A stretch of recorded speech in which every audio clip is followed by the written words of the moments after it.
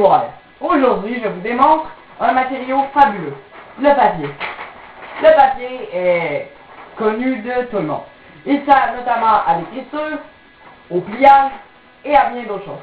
Mais le papier a plusieurs propriétés cachées. Il coupe.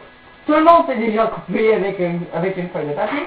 Il est vrai que c'est une manière plutôt idiote de se couper, mais le papier est un élément très coupant, dû entre autres à sa minceur. Essayez de le faire avec une feuille de carton, vous n'y arriverez jamais. Le papier est aussi un matériel très résistant. Vous me direz sans doute que je suis dans le champ étant donné que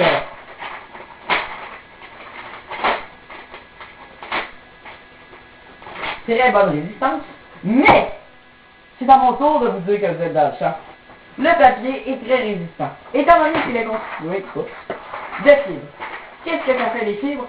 Cela fait ça.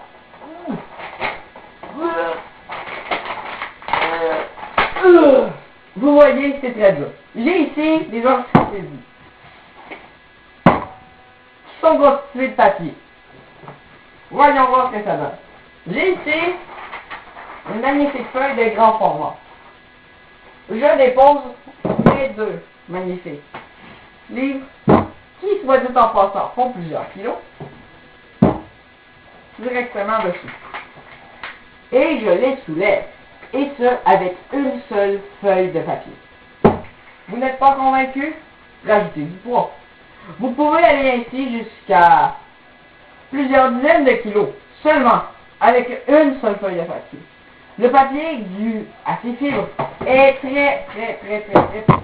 Bien sûr, il est vrai que, comme je vous l'ai démontré tantôt, une torsion dans un autre sens des fibres va toutes les déchirer.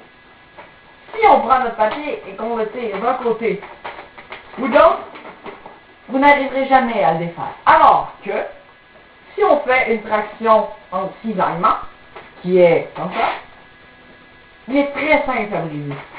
C'est vraiment un matériel miracle. Puisqu'en même temps d'être résistant, il permet justement d'être très solide. Et c'est ce qui lui donne toutes ses particularités. Merci.